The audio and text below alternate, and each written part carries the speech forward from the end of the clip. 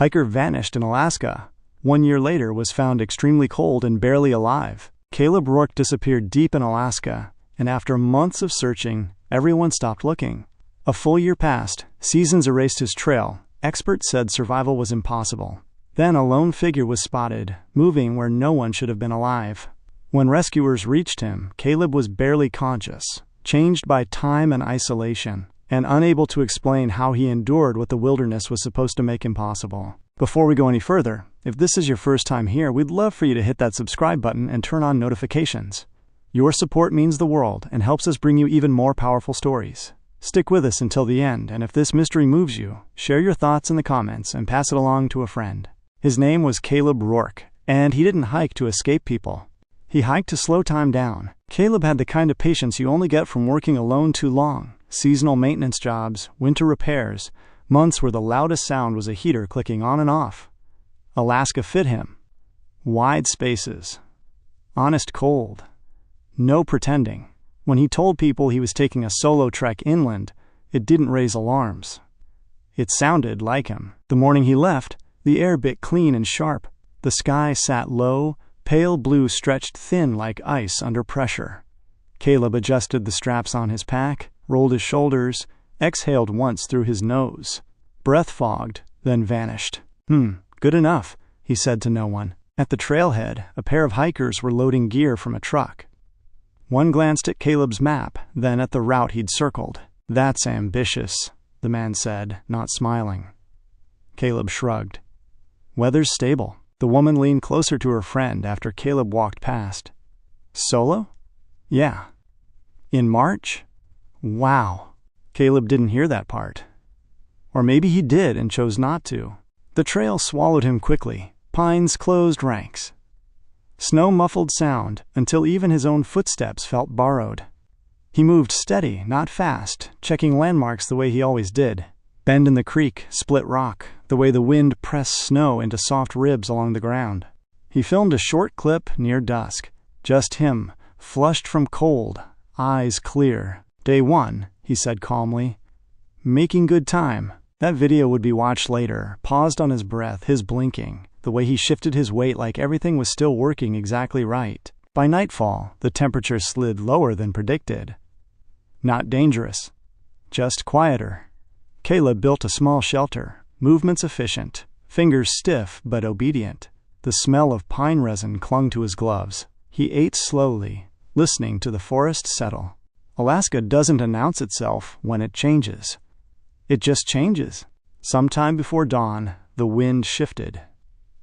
Snow that had been firm turned loose, whispering across the ground. Caleb woke, adjusted his jacket, pulled the hood tighter. He didn't panic. He never panicked. The next morning, his GPS logged movement, then stopped.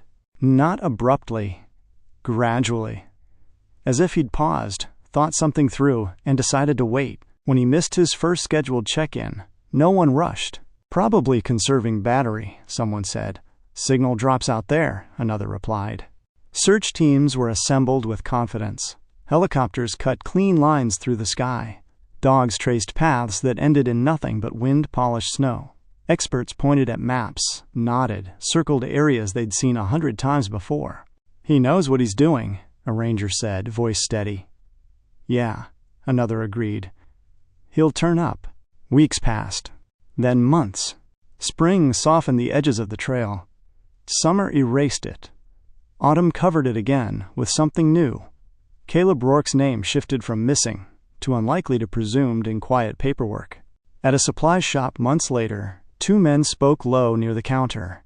"That hiker?" "Yeah." "Solo up there. 1 winter's enough." The case cooled the way things do in Alaska, not with finality, but with acceptance. No signal, no body, no answers. Just a year of seasons stacking on top of one another, while somewhere beyond the lines on the map, time was still moving differently. By the time winter returned, Caleb Rourke had already been gone longer than most people remembered his face. Search briefings stopped using his name first. They used numbers, coordinates, probabilities. The language softened, then hardened again, until it sounded like weather reports instead of a human life. Exposure window exceeded.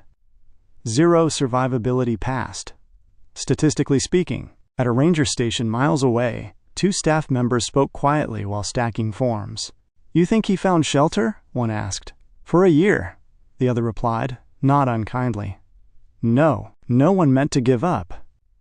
It just happened. Resources shifted. New calls came in. Alaska doesn't pause for old stories. Time, out there, didn't move in days anymore. It moved in sensations. Cold that pressed inward, not sharp but heavy. The kind that settles in bones and stays. Silence so complete it rang. Light that returned slowly in spring, not as relief but as exposure. Caleb learned to move differently, not faster, not farther, smaller. He learned the sound of his own breathing when it needed to slow, learned which movements cost more than they gave back. He learned the difference between hunger that demanded action and hunger that could be waited out. He learned how long it took for fingers to stop hurting and start feeling distant. There were moments, brief, human ones, when he talked out loud just to hear a voice land somewhere. Not speeches. Fragments. Okay. Just breathe. He fixed what could be fixed, reinforced what already existed. Adjusted, adapted, failed, adjusted again. His world became a tight loop of necessity. Melt, eat, rest, check, repeat. No drama. No triumph. Just maintenance. Outside that loop, seasons rewrote the land. Snow collapsed into slush. Slush hardened into crust. Green pushed through where white had ruled. Then green died back and the white returned, deeper this time, heavier, quieter. Back in town, Caleb became a cautionary reference. Don't do what that guy did. Solo hikes'll get you. Alaska, don't forgive mistakes. Someone claimed they saw tracks once, months after the search ended. Another swore they heard a signal on an old radio frequency. Both stories faded quickly. Without proof, they were just noise. What no one realized was how close and how far Caleb was from being noticed. A supply plane flew overhead once, low enough to shake loose snow from the trees. Caleb stood perfectly still beneath cover, heart racing, fingers numb, unsure whether movement would help or hurt. He weighed the cost. Chose stillness. Later, he would replay that decision over and over, not with regret, but with curiosity. What else had he misjudged without knowing it? By the time a full year approached, Caleb's world had narrowed again. Energy came in thin waves. The cold pressed harder. The days shortened, like they were being trimmed back deliberately. He adjusted his sleeve, noticed how loose it felt now. Blinked longer than usual. Took inventory. Always inventory. And then, one morning, something broke the pattern. Not a sound, a shape. Movement where movement shouldn't have been. Caleb froze. Breath held halfway between in and out, eyes burning as they focused. The shape moved again, slow, upright, deliberate. Not an animal. Not wind. Human. His knees weakened, not from collapse, but from relief arriving too fast. He waited. Counted heartbeats. Raised one arm, just enough to be seen. Far off, a figure stopped, turned, and stared back. The figure didn't wave back. That's what Caleb noticed first. They just stood there, frozen in place, like they didn't trust what their eyes were telling them. Caleb's arm trembled as he held it up, fingers stiff, joints protesting the effort. His breath came shallow now, quick and light, fogging the air in uneven bursts. The figure raised binoculars. That tiny movement, so normal, so procedural, nearly broke him. Minutes stretched thin while the distance closed. Snow crunched under unfamiliar boots. Fabric brushed fabric. A voice finally cut through the quiet, careful and low, like it might scare him away if it came too fast. Hey, easy. You're not in trouble. Caleb blinked.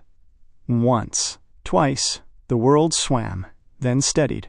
Hands touched his shoulders, firm, warm through layers. He flinched on instinct, then relaxed when the grip didn't tighten. Someone adjusted his sleeve, noticed how loose it hung, how little was left beneath it. Wow, another voice whispered behind him, not meant to be heard. He's alive. They moved slowly with him, always announcing what they were about to do. Blanket. Water. Sit. Breathe. Caleb followed instructions the way he'd followed his own routines for a year, carefully, deliberately, conserving what little strength remained. In the helicopter, heat pressed against his skin until it almost hurt. His fingers curled reflexively, gripping the edge of the seat. He stared at them, surprised they still listened. At the hospital, lights felt too bright. Sounds stacked on top of each other. Monitors, footsteps, murmurs, all arriving faster than he could sort them. A nurse leaned close, voice calm, grounding. "You've been missing a long time." Caleb nodded. Or thought he did. News spread quickly. Faster than he could process. Hiker found alive after 1 year. Impossible survival. Defied the odds. People wanted explanations. Techniques. Lessons. They wanted the story shaped into something neat, something useful. Caleb didn't give them that. He answered what he could. Dates blurred. Details slipped. Some questions he simply didn't respond to. Eyes drifting toward the window where snow fell in slow, familiar sheets. At a press briefing, 2 reporters whispered behind their notepads.